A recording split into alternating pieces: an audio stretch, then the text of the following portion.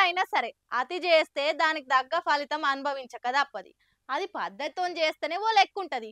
అట్లా కాదని పోకడకపోతే గిట్ల మందిల ఇజ్జత్ పోయి పాతార పల్సగైతది.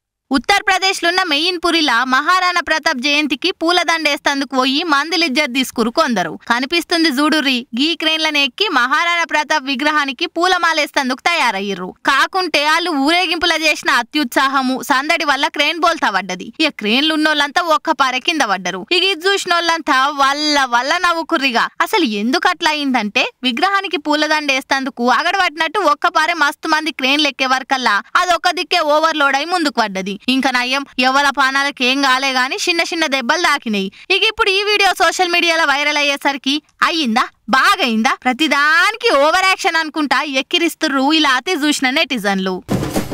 మనకే కాదు జంతువులకు కూడా షికారు చేయాలి, బండ్ల మీద తిరగాలని ఆశ ఉంటది. అట్లా వీటిని కూడా షికారుకు దొరకపోతే చిన్నగా మురువయ్యమ్మ.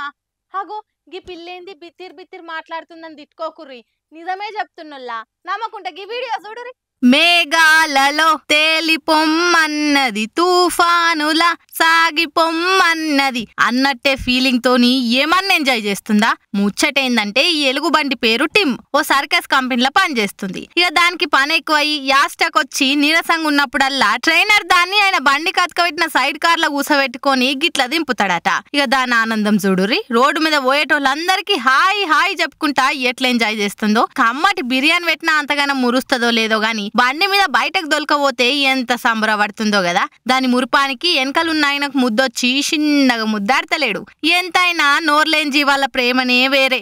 పెట్టిన బుక్కెడు బువ్వకు ఎంత నియత్ చూపిస్తాయో కదా. ఒక్కో పారి మనుషులన్న మోసం చేస్తారు గాని జంతువులుగా పని చెయ్యాయి. ఇక ఈ వీడియో పక్కపొంటి కార్ల పోతున్నాయన తీసి సోషల్ మీడియాలకు ఎక్కించేసరికి ఎలుగుబంటి కంటే ఎక్కువ ఖుషి అవుతారు ఈ యానిమల్ లవర్స్.